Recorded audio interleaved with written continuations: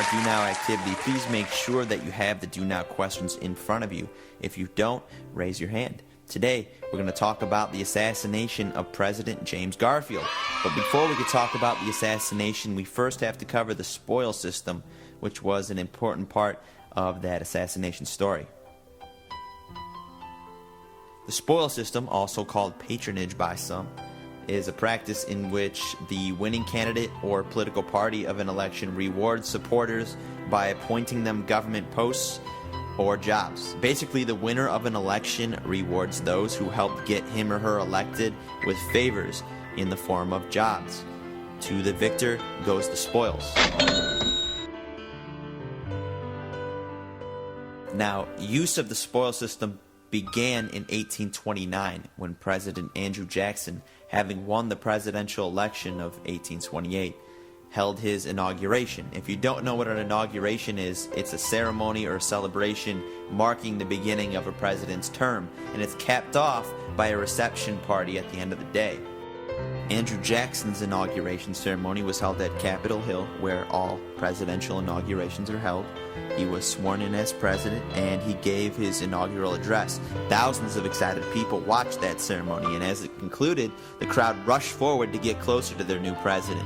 People were shouting, cheering, clapping. The scene was absolute chaos. Andrew Jackson very wisely ran from the crowd at Capitol Hill and by horseback rode to the White House, only to find that the scene wasn't any more tranquil there. People were climbing through the White House windows. Why were these people acting like this?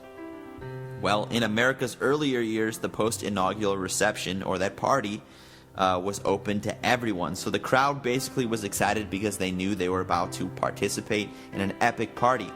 And an epic party it was. People walked through the halls and rooms of the White House with muddy boots. They stood on chairs.